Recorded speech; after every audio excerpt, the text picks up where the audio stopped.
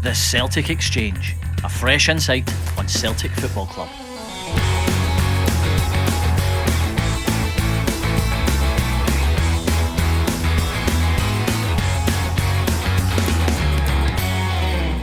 Hi folks, Tino here at the Celtic Exchange. For today I'm delighted to be joined by ex-Celtic defender Mark Wilson as we preview Sunday's Scottish Premiership clash at Ibrox. Celtic get into the game with a 3-point lead and a 14-goal advantage, and so will almost certainly remain in pole position by Sunday night regardless of the scoreline. Mark, great to have you on and thanks for joining us. You've played in a number of these fixtures during your time at Celtic. What's the vibe like in the days leading up to this game? Well, what you expect, pretty much the same as the supporters. You know, it's a nervy period for the players as well. Well, it was for me.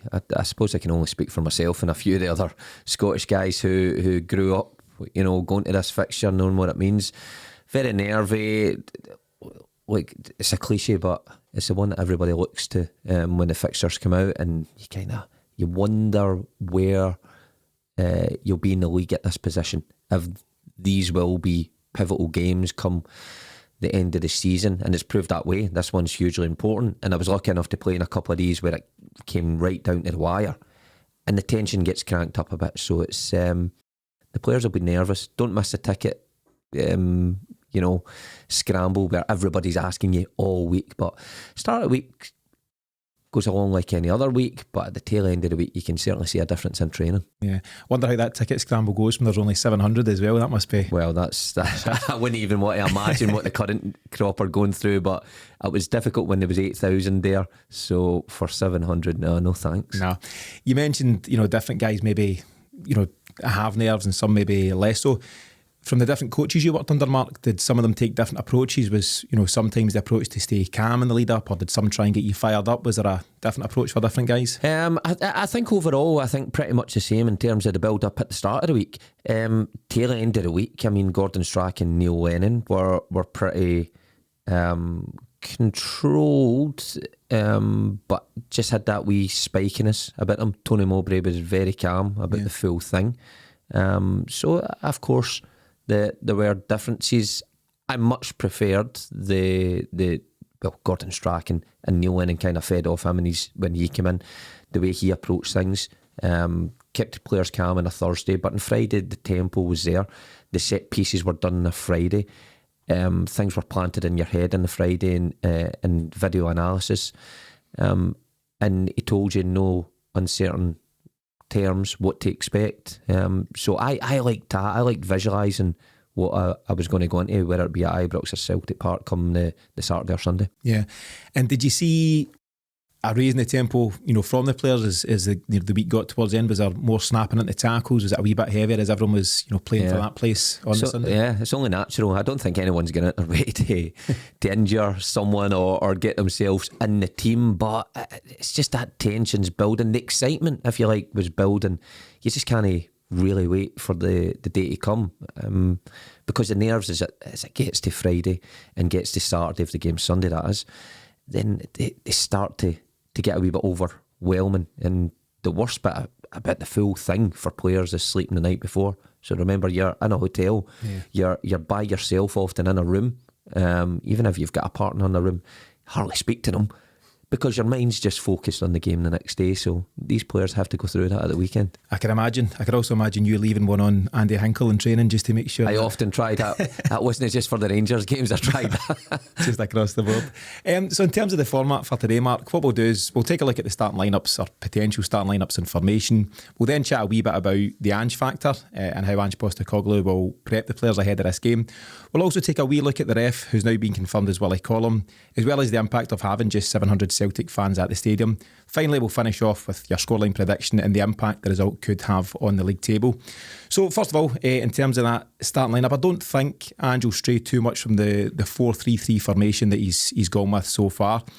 Does the goalie and defence pick itself? I would say Joe Hart certainly does, but what do you think about the back four? No, I think you're right. I think it pretty much does pick itself. Look, earlier on this season, I think there was a genuine argument for Juranovic playing left back and Ralston coming in. And Ralston's done great this season, but I think the way the team has settled now, I always thought it was going to be that way. It was going to be kind of horses for courses in certain games, but I think the big games, the important games, that back four really does pick itself. And Starfelt and Carter Vickers have formed a partnership now that's still open to criticism sometimes. I mean, some Celtic fans get on Starfelt, and look, he does make the odd mistake, but I really think he's grown in to play in that position. It's not easy coming to Celtic. People think it is easy coming to Celtic, but if you look at where Celtic were defensively last year to where they are this year, you cannot deny that full back line, whether Ralston's in it, Juranovic, Taylor, Starfelt, whoever, Carter Vickers, Welsh, is much better. And I think it's much better because of the guy that's behind him and Joe Hart as well. And that was a key question I was going to ask, Mark. So you've played in front of goalies like Arthur Boric, I believe, Fraser Foster. How important it is to have someone behind you that you know you can rely on? How big a difference does that make to your own approach to defending? Yeah, well, it just breeds confidence in you that look, if it comes down to it and you make a mistake, which you will in these games or across the course of the season. I mean, playing to myself. But when I played with these guys behind me that I knew were so commanding, so big, such a big influence in the team, and their ability was unquestionable, could make top saves, then of course you do have that confidence. And I just think the experience as well, the constant talking that Joe Hart will be doing will be helping these guys in front of him. You need that. You need a goalkeeper who's loud, commanding, and can pull off saves when you need him most. And Hart has proved that this season, and Celtic did not have that last season. Yeah, and when we were discussing things last season, I put that out as a genuine defence of the Celtic defence in terms of Barkas just didn't instil that belief in players, and I think you could see that filtering through. And it's interesting to hear you talk, Boric, big personality, big character, Fraser Foster the same. Who wins a square go between those two guys, by the way? That's a good scrap, isn't it? It is a good scrap, but, well, I'm going to go for Arthur Boric. He's I wouldn't want to mess with him, put it that way. He's a lively character, Arthur. I think so. I think you're right in terms of the back four. I think it does pick itself. I think Juranovic, Carter Vickers and Starfelt to the centre and Greg Taylor at left back. You did mention, there is a possibility, and Celtic have done it this season, in terms of moving Juranovic to left back to accommodate Tony Ralston stepping back in. It's something that you've done yourself. I'm quite sure you've played left back a number of times. How hard is that as a natural right-footed right back to at times go and cover on your less natural side? I didn't find it too difficult, to be honest. The obvious drawback about it is when you get to a certain stage up the park, you quite often check back in, which then loses all momentum in the attack, and it depends which way your manager wants to play. Now, with Ange Postecoglou, I don't think he particularly enjoys that. I think he likes natural width, whether that comes from your guys further up the pitch or your full-backs, and he likes to get to the byline. So I don't think he likes that, but sometimes I quite enjoyed it. I quite enjoyed being in there. I quite enjoyed checking in the park and trying to find strikers. But I think the Celtic team play in a different way, and I think it's much better balance when Taylor's on the left and Juranovic or Ralston's on the right. Yeah, I agree with that. And obviously you'd mentioned the different way that Celtic play, and specifically they've got the inverted fullback approach. So for a guy like Tony Ralston, who did look like he was on his way out, he's had to seriously adjust his game, and he's done it admirably well. How do you feel you would have coped with that? It's a different game, isn't it? If you're a right back and all you do is hug the right touchline and you can pass it either up the park or inside, now all of a sudden guys are having to step inside, the whole pitch opens out to them. Do you think it's something you would have enjoyed, and do you think it's a big challenge for these players? I would have loved it, to be honest, because I started out as a midfielder. So I got put to right back through kind of necessity at Dundee United, and I just automatically filled in there. And look, it was the best move that ever happened because I ended up at Celtic. But I would have quite enjoyed that. Now, I think it would have taken a lot to get used to. And I spoke to Tony about this, about the work that Celtic do and how he felt, doing it. They're still improving in it. I think they're still working it in training. So it's not something you can actually just go and say to your team, we're playing this way and that's it. I mean, I love when I speak to young coaches that have got a young team and they say, we're trying to play inverted fullbacks, and I'm going, well, really? Yeah, good luck. Are you, Ange Postecoglou is still working in this day in, day out with international players. But Ralston's done incredibly well at that, and so's Taylor. You've got to give Taylor credit because he comes in for a bit of stick as well. And I think that all three of them, or four, when you take scales into that, have taken to it pretty well. Yeah. So I think, but generally speaking, I think agreed that Hart will definitely start in goals. Likely to be Juranovic, Carl Vickers, Starfelt and Greg Taylor at left back.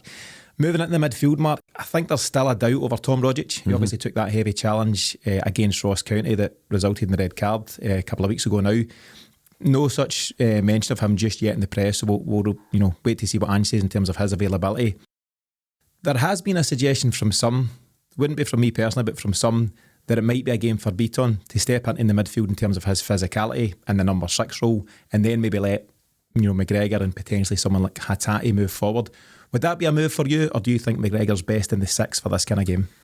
I think McGregor, for me, I would like to see him sit there.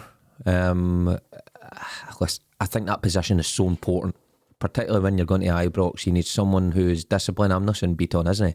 But someone who can control the team from that position. And I think when you take McGregor out there, as good as he is going forward, and he scores plenty of goals for one forward, I think just the composure he brings in the ball, Celtic would be better starting him there. Yeah, I'd be inclined to agree. And up ahead of him, so obviously David Turnbull is back, available if not fully fit just yet. He's had a kind of fleeting one appearance, I think, so far since coming back to it.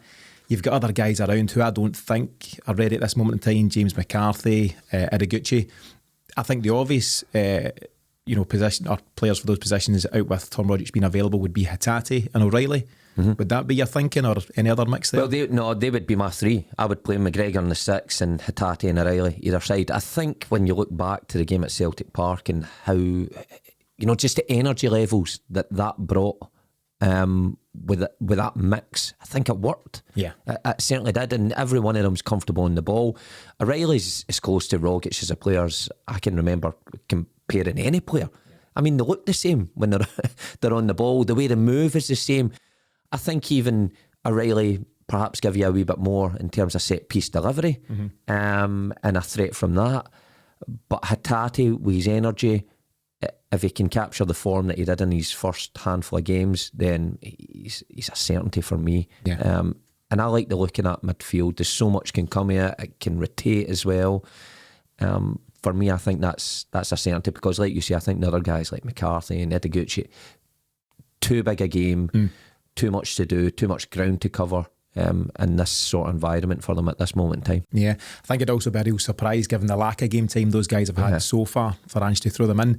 The other conundrum would be somebody like David Turnbull. As I say, I don't think he's quite ready yet, but where do you think a fully fit David Turnbull fits in this Celtic side? Does he start more often than not for you? Well, it's weird, because when he got injured, he was such a huge miss, and I love him as a player. I think he's exceptional, and I think he's only going to get better. But when the signings come in, O'Reilly, Hatate, and then Rogic comes back and he's on form, it's a tough position to fill. So I guess it's, again, who's performing the best day in, day out in training. It's going to get the jersey. But Turnbull is right up there with those guys, and he can score goals from anywhere. And I think that's always important to have in your team, particularly at Celtic. You look through the history of Celtic midfielders and attacking midfielders like that, there's always been kind of someone in a successful team that can ping one in from 20, 25 yards.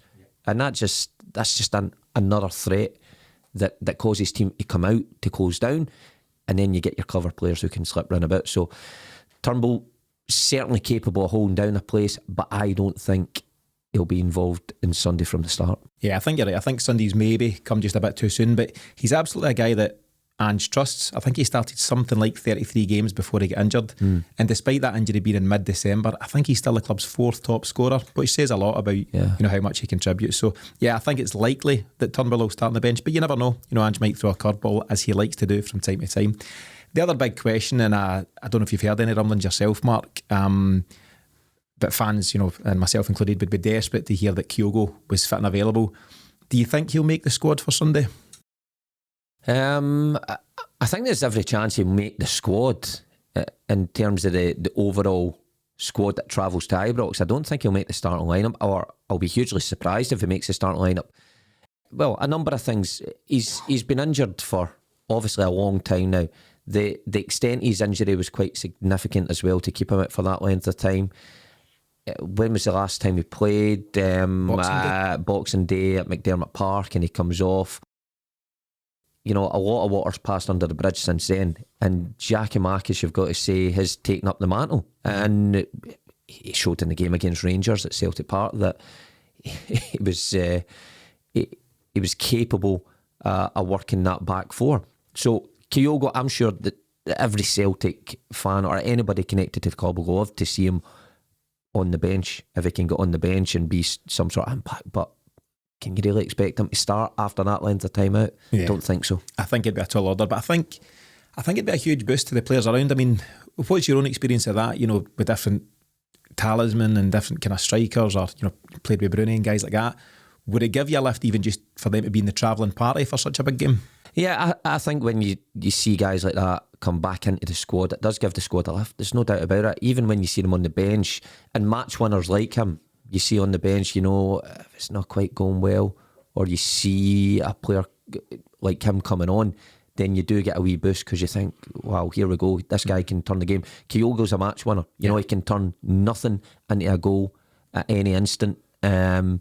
And if I'm on that pitch playing for Celtic and I see him warming up, I'm thinking, okay, here we go. Yeah. He could snatch us something. I mean, I played with guys like that, like you know, Nakamura, for instance. So my first game against Rangers was at Ibrox, and I'm certain Nakamura was on the bench, couldn't even get in, but I knew Nakamura, you know, could come off that bench at any time and dig us at a hole. We didn't need him that day. We were 1-0 up and we were cruising anyway, but it just goes to show you the confidence that gives you. And I think the Celtic players will be the same come Sunday if Kyogo's there. Yeah. Are you telling us you were keeping Nakamura out the team? No, it wasn't me. It was, I think it was more to do with Roy Keane, Petrov, Maloney and Lennon. So it was a not bad midfield to keep him out. Hard to argue with that midfield. I think there's no doubt Kyogo, even just being around, would certainly give the guys a boost. So with Kyogo maybe being out the mix for a starting lineup, I would say it's any three from the following five, and you can tell us what you think about that, Mark. So Abada and Forrest would probably vie for the right wing position, and then you've got Giakoumakis through the centre and potentially either Maeda or Jota to the left hand side. Who would be your preferred three out of those? Well, might be controversial. My preferred three, I would go with Giakoumakis, obviously lean through the middle. I would tend to give Abada another go at it on the right hand side. I think he's been exceptional this year for such a young player, and what he's brought in terms of assists and goals and energy. Incredible to have that in your first year. Now the left hand side is where I don't know if it's controversial or not, but I would go for Jota just because he's a match winner. Now I know Maeda gives you so much energy, he gives you tracking back, he gives you goals as well, actually, you've got to say. And Ange Postecoglou loves him, let's be honest about it. If he's fit, he usually plays. Yeah. But I just, I can't see past Jota. When he was on the form, like we seen a couple of weeks ago, in the sunshine, where the tricks and flicks came out, but the end product was there, then it's hard to drop him. And in a game, when you go to Ibrox, you need your players who can create. You know, it's all right being hard to beat and being workmanlike and putting in the hard yards, but you need people to create to get you in front, and Jota's certainly top of the pile like that in Scotland. Yeah, no doubt about it. What about a lad like James Forrest? Obviously been there and done that in terms of Celtic Rangers games, and you know, all the success he's had over the years. Very, very experienced player. We're obviously going into Ibrox, you know, cauldron of an atmosphere, only 700 Celtic fans. Do you think Ange will consider the experience of somebody like James Forrest when he's looking at the options for starting lineups? I think other managers would have. I don't think Ange Postecoglou is like that, if I'm honest. I don't think he thinks that because James has played in this fixture numerous times and scored so many goals and contributed, that he would be a better fit than an informed Abada. James will have a huge part to play still at Celtic, no doubt about it. He's been a great servant, but sometimes you've got to hold your hands up and say that the guy in front of you in the jersey is playing better and his numbers are better. And I think when it gets down to this stage of the season, it's a pretty easy choice. So I don't think Ange Postecoglou's one's for sentimental value and experience. I think he'll go with who's his best team, who's worked hardest throughout the week, and that'll be the team to carry him through come Sunday. Yeah, I also think it's a really healthy position to be in. You know, you'll know yourself, I'm sure, from experience, if you've got someone breathing down your neck at a club like Celtic, you're never guaranteed your shirt from one week to the next. And if you know someone is waiting in the wings, it should in theory push you to be even better and play at your top levels, and I'm sure there's something similar going on there. It's interesting, isn't it, because Abada's at the opposite end of his career from James Forrest. I think he was still playing with the under-21s for Israel during the week there, so he's a young lad, whatever age he is, maybe just turned 20 this season. I think James turned 30 last week, so I'd like to think and hope that those two guys are working well together and pushing each other on to reach the best levels. Well, there will be. I mean, I never felt rivalry like it when I was at Celtic, because at Dundee United, in the best respect that you were playing, and there was very little pushing you. But when you come to Celtic, you're right, the competition for places within a squad, but every year, there's this rotation of players keep coming in, and Abada's come in. James has had to bat off numerous players throughout the years, and he's done it brilliantly. Yeah. You get old sometimes, you get older, your form dips a wee bit. But I'm sure James Forrest will appreciate the fact that when his form's dipped, someone's come in and lightened the load, because for a long time he's had to carry the can in that position. And Abada's come in, he's got the end product to back everything up, and that's the most important thing. When you play as a wide guy or a forward, it's okay working hard and doing all the nasty bits and dirty bits, but you need the end product to keep your position. Yeah.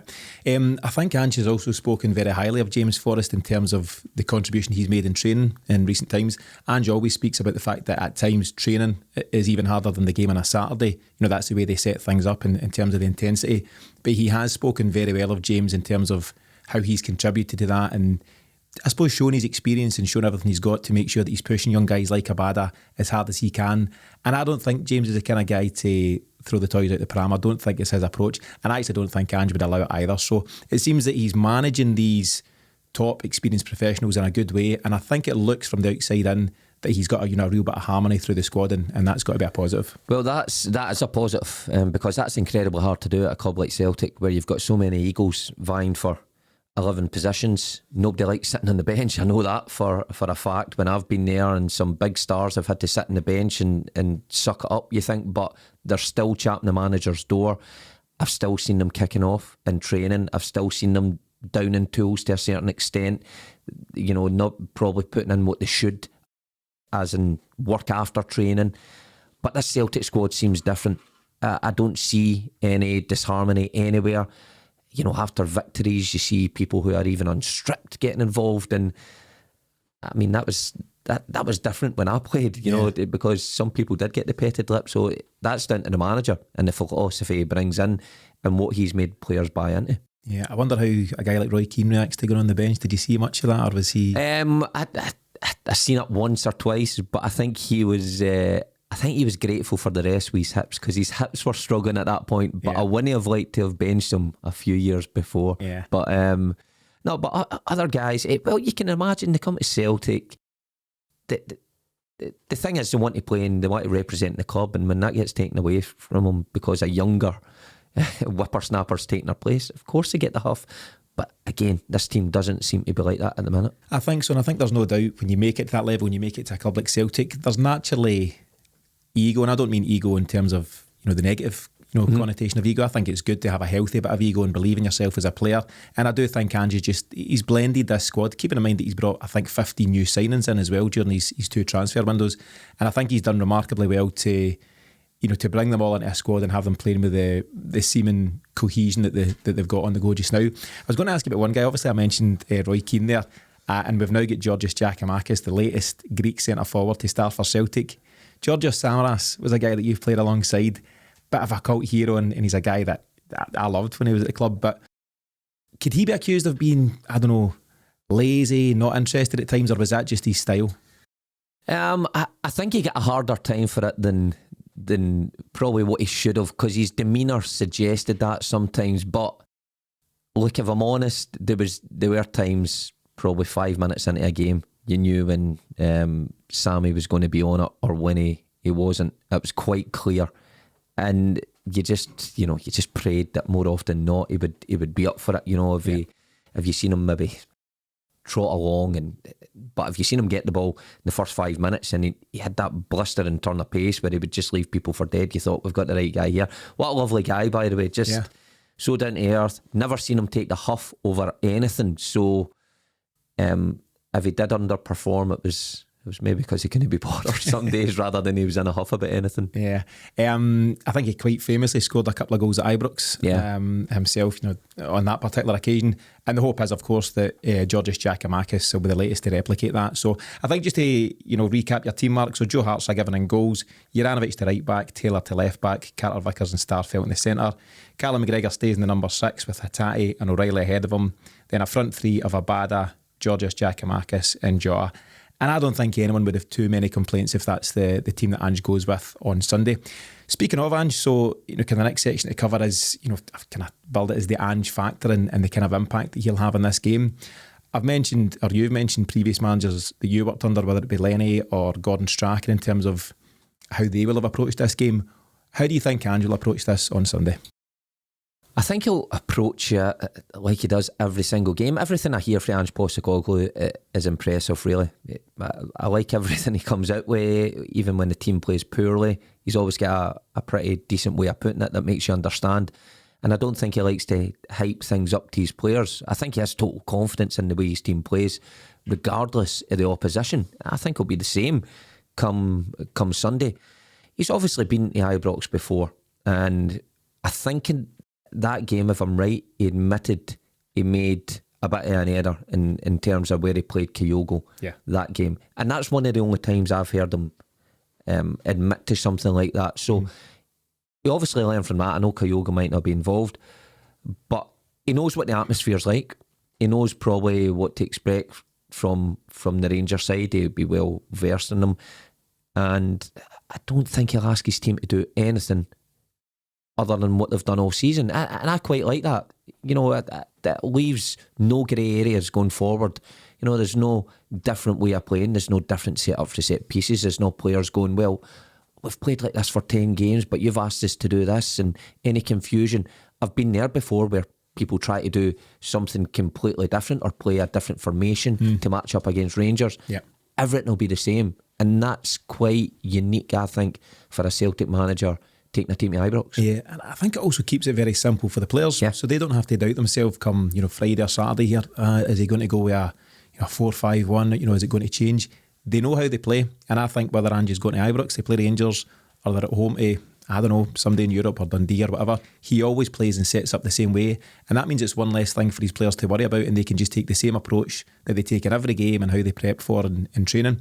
You mentioned that 1-0 defeat at Ibrox, and it feels like a very long time ago. So, come kick-off on Sunday, it'll be over 7 months ago, 29th of August. And I think Celtic are just such a different proposition from that time, aren't they? Well, they are, of course. Time is helped that along, because remember that was early on in the season. Ange Postecoglou is still trying to get used to this country. The full Celtic squad, the players are trying to get used to the league. There was the expectation on certain individuals to perform because it could have been their last game against Rangers before they went out the door, and that didn't really work out.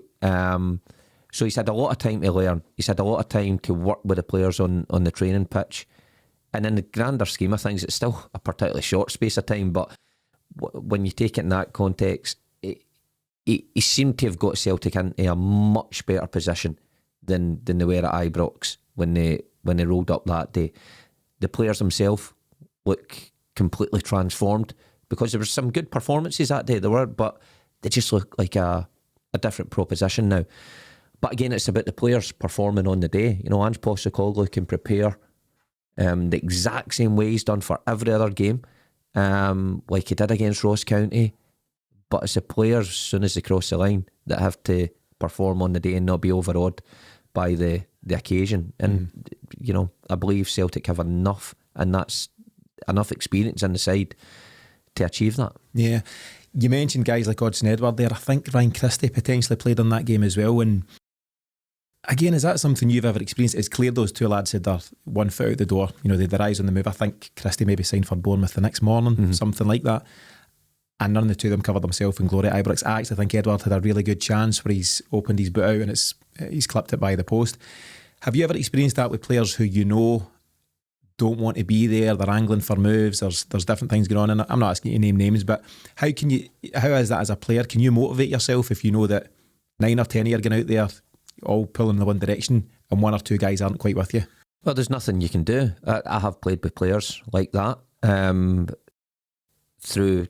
was there at Celtic for a long time, so if you look back in it, again, I'm not going to throw anybody under the bus, but there were different squads I played when you could clearly see the players who knew what it was to play for the club and who wanted to be there and who wanted to succeed.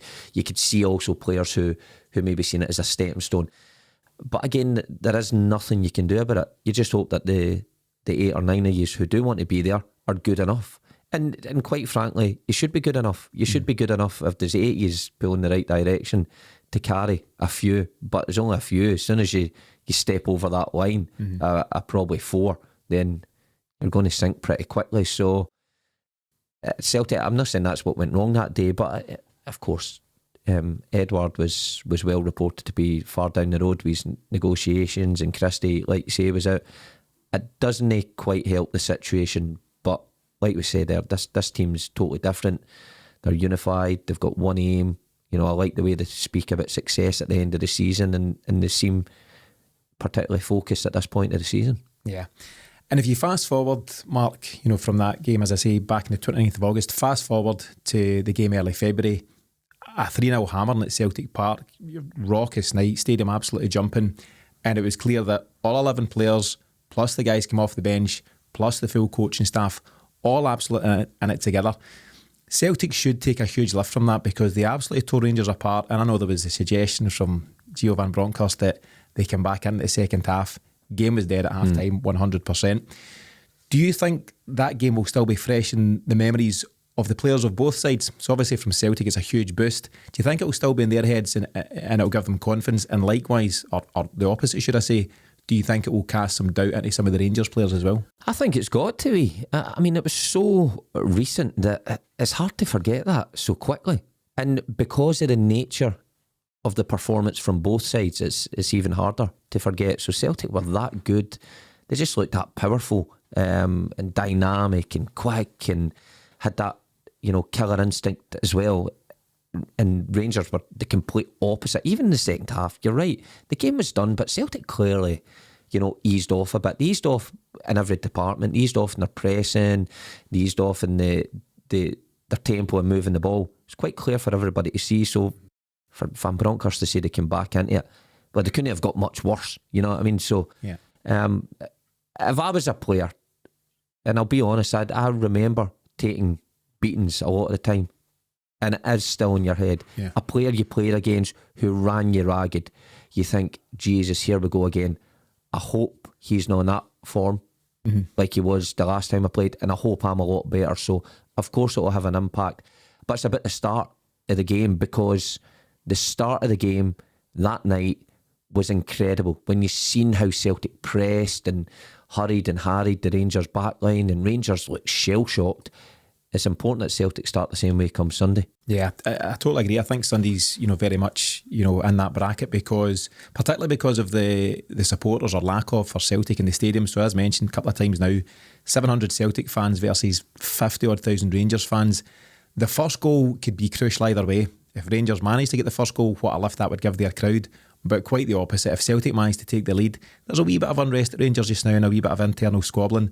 Celtic taking the lead at Ibrox at lunchtime on a Sunday kickoff after having hammered them 3-0 not so long ago.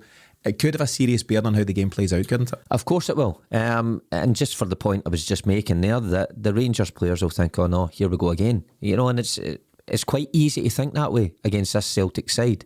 I mean, you look at some of their performances this season, and when they score early, they go on to cruise the game, and overwhelm teams, and there is no respite. When the ball goes out for a throw-in, they're sprinting to get the ball. Now that's incredibly difficult to play against that. So if Celtic score early, then Rangers automatically on the back foot, and they quite weirdly find themselves in a worse position, because again, lucky enough to be there at Ibrox and score and go 1-up, and the crowd is not an easy crowd for the Rangers players to play in front. And it's similar at Celtic Park as well, of course, because they get in your back. So I think that will be the message. I think it's always the message for Postecoglou, to start brightly, to start quick, to overwhelm teams.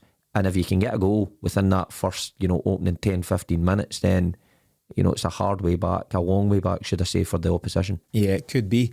I was going to ask you just about, you know, starting games at a tempo, starting games at pace. Were you involved in that game where Barry Robson's left one on Christian Daly early bells? Were you involved there? Yeah, I was on the bench. Yeah, right. Came on. Yeah, and that's an interesting one. So I think maybe around about 2008-ish. And I don't know if you get away with that nowadays. No, I think it's certainly about, not. It's about 2 minutes in. Would I be polite to describe it as a forearm smash by Barry Robson? I just wonder though, and I can imagine under a coach like Neil Lennon, he would maybe have you fired up so that, you know, the moment you're out the tunnel, you're raring to go on different things. Ange will obviously have them starting at a tempo. I don't think he's the kind of guy to say go and leave one on someday. But how much do you think that's changed as well? That wasn't that long ago, so maybe a bit over 10 years ago, Barry Robson. But so Willie Collum's the ref for Sunday. Do players bring that into consideration? That are players aware of he's a bit more lenient, he's a bit this, he's a bit that? Do you think about the ref, or do you just let the game take care of itself? I think you think about everything, if I'm honest. Well, I certainly did.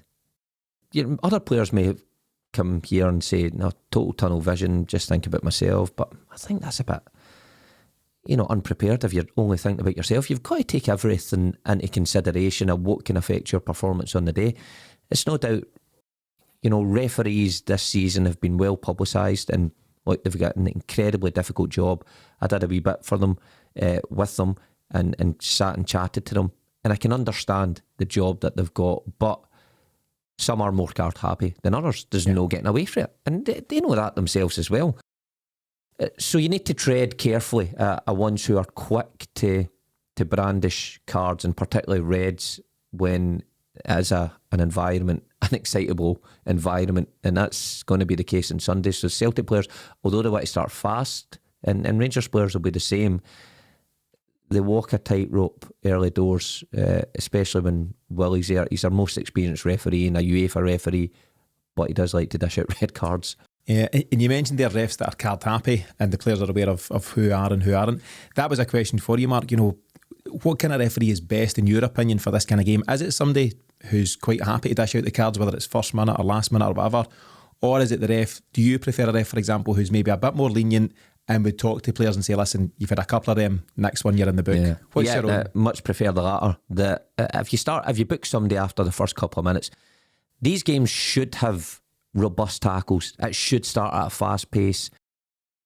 Tackles shouldn't be taken out the fixture. So if you start booking players after a couple of minutes, then it's going to be a long afternoon for you, and it's what nobody wants to see. So I'd much prefer a few to be let go if they were the right nature, and then the cards come after that. But the one thing that does annoy me is the consistency of that somebody gets booked for something early doors, but then the ref lets them away, the opposition away with a couple. So as long as it's not falling into that category, and it ruining the game, then, you know, better for everybody. Yeah, and hopefully we're not talking too much about Willie Collum after the game on Sunday. We will be. I'll leave you guys to catch that on Super Scoreboard. Moving on, obviously we've mentioned a few times now the lack of Celtic fans in the stadium, and I was going to ask again from experience, you know, you've been in that environment, Mark, but with, you know, maybe 7,000-8,000 Celtic fans. Do you think it could have an impact on some of the Celtic players who aren't used to that? Some of them, you know, were at Ibrox at the start of the season, but other guys like Jota, I think Giacomakis, one or two others came in very late in the transfer window, so they've not yet experienced that. Do you think it may get to some of Celtic's players, or with the experienced guys like Callum McGregor, Joe Hart, even Carter Vickers, do you think it should be okay? I think it should be okay. I think it would be, it'd obviously be worse without the 700 fans there, because there is some representation for the club. I totally understand the point of view that some Celtic fans are saying, no, it should have just handed back the 700. Right? I get that to a certain extent, but players want to see their fans there. They want to see them at Ibrox. Now, if it's only 50, 700, 7,000, whatever, they want to be representing something that's visual to them on the pitch. When they score a goal, which I'm pretty certain they will on Sunday, they want to run or go over to the fans. So I don't think it'll play any part in these guys. These guys are used to playing European venues with very little crowd there supporting them as well. I just think we spoke in our weekly show, Mark, about, in my opinion, the tragedy of the way this fixture's gone, because like it or lump it, and it's not for everybody, but it's Scottish football's biggest export, and the fact that, I was going to say we've diluted it, I think Rangers have played more of a hand in this than Celtic, but by the by, it's been diluted by the fact that 700 will come to Celtic Park and 700 will go to Ibrox on Sunday. And as I say, you've experienced it, at both venues, and it does take a lot out of it, doesn't it? Takes a huge amount. I've been pretty vocal about it since it happened. I do think it ruins a fixture a bit. I mean, when I made my first appearance at Ibrox, just the atmosphere that day, running out for the warm up, never mind the kickoff, and the Celtic fans packing that stand was huge for me. And seeing the celebrations after, and I was lucky enough to play in a good few games that we won there, and it was terrific. And you're right, Rangers made the first move. Rangers pulled the plug in that for different reasons, but listen, I think it's obvious to everybody why they did. Yeah. Because Celtic were going through that purple patch. I don't think it takes a lot to just get that reinstated. I think the clubs need to get their heads together and do something about that, because you're right, as a spectacle being beamed all over the world, it definitely works better when there's a healthy away following. Yeah, I totally agree. And I just think the adults need to get into the room from both sides of the city and just hammer that one out. You mentioned there just how intimidating it can be even just going out for the warm-up. I was at the game at Celtic Park at the start of February, and I went out early to watch the warm-up deliberately, and for some reason, and I really think it was a serious own goal, Rangers chose to warm up right in the Green Brigade corner, right down there. Who made that decision? The stadium was chock-a-block, the disco lights are on, the tunes were banging, and they went down there, and the chorus of boos they got, and I don't know if it was a deliberate ploy. Right, I was going to say, that must have been a deliberate... Well, once they went there was no turning back. They couldn't pick up the markers and move out, and I just thought it was a shocker. And I think Rangers also had players that day who weren't, used to this fixture, and they'd played the season behind closed doors, previously. I thought it was a horrible move, and I think it really came back to bite them. 100%. It must have been, and you're right, you make a good point there that players that played in the fixture the year before played in, an empty Celtic Park, so never experienced that, the Green Brigade. But I must have been, I can only think it was a show of, must be defiance. Let's warm up in front of this section of the ground. Let's show them that we're not scared of them, and let's go and start well. Yeah. Look what happened. I've never seen a warm up backfire so spectacularly. That's all it's like. So Mark, we've obviously covered lineups, formations. We've looked at the Ange factor, referees, crowds, but obviously the big question now, I'm going to ask you for your your scoreline prediction in just 1 second. Just in terms of the ramifications though, depending on how the result goes, Celtic win would leave us 6 points and a minimum of 16 goals ahead in the title race with just 6 games remaining.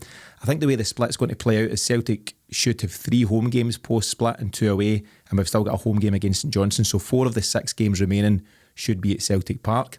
A draw obviously leaves us as you were, Celtic 3 points and 14 goals ahead, and a Rangers win would leave it neck and neck in terms of points, but obviously Celtic should still have a notable goal difference. So all things considered, Mark, everything we've chatted through, what's your scoreline prediction for the big game?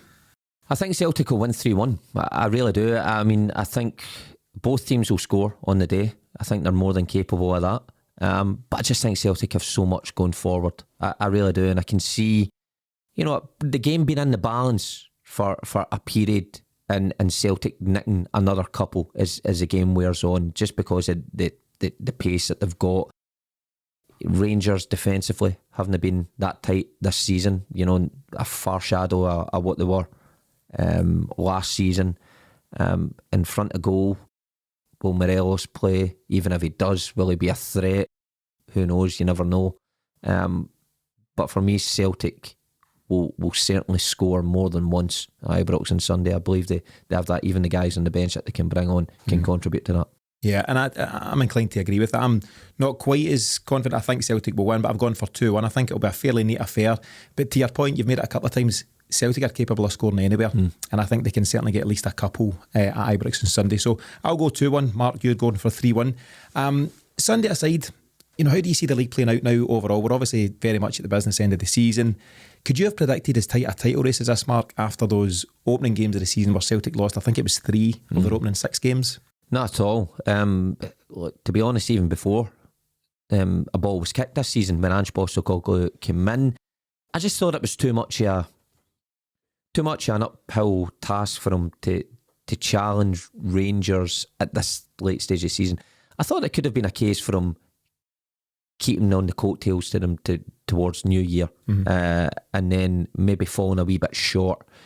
I don't think anybody could have imagined that Ange Postecoglou would have had this level of success so far in terms of signings. Signing's your big thing, because recruitment is always key. If you get your signings right, then it's more than half the battle. But to have this style of play and change the full culture of the club within, what are we now, 9 months, something like that, is quite incredible. And it's just reformed the full club and the way people think about how Celtic play as well. Very different from anything that I played in terms of the way they play. And it doesn't look like letting up. But, you know, I heard a few people saying a couple of weeks ago Celtic look like they've run out of legs. I never heard something so ridiculous in my life. You know, what, because they dropped some points or they didn't beat a team 6-0. Yeah. They've still got so much in reserve to come. Yeah, I think so. I think they drew with Hibs and it was the end of the world. And it was far from it. I also think something that Ange and the backroom staff and the board, dare I give the board credit, have done particularly effectively is how they operated in the January window. Celtic aren't famed for doing that, but they brought in Maeda, Hatate, O'Reilly. I know Ideguchi's been brought in a young striker, Johnny Kenny, but the first three, Maeda, Hatate and O'Reilly, they could all start on Sunday. And it's rare that you would bring in as many guys as that, 3 guys who would make an immediate impact on the team. Hatate, of course, getting the 2 goals against Rangers back in February. And I think that's been a key factor in where Celtic find themselves. Maybe they would have, run out of gas had they not brought these recruits in, but I think they've strengthened in such a way that they're just in a very strong position and looking stronger. Yeah, look, there's no doubt in my mind, I think they would have maybe ran out of gas. If you look at that game in Boxing Day where Ange Postecoglou's squad were, and you looked at the bench and you thought, wow, who's he going to bring on here? Yeah. And Ange Postecoglou was making noises a long time before that, how he needed signings in, and he knew what he needed.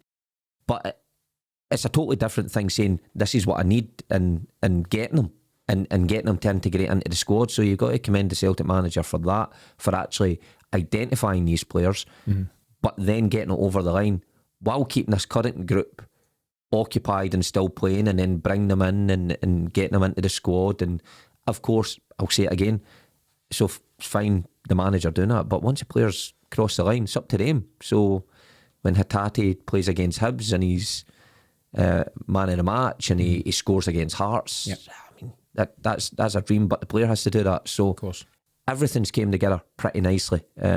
Usually 1 or 2 things work out, you get them, and they take a bit of time to settle. How often have we heard that? Yeah, he's one for the future, he's one for next year. Well, Ange Postecoglou knew he didn't have that time. He wanted them for now, and he wanted them to play now. To be fair, everyone stepped up to the mark. Yeah, and I think it's so rare to see that kind of instant impact. Kyogo landed and became an instant hero. Fast forward to the January guys I've mentioned, Hatate, 2 goals against Rangers makes him a hero. Maeda's had his impact. Everyone across the board, Juranovic, Jota, you'd lose track of the names that have come in here and made such a contribution so early in the season.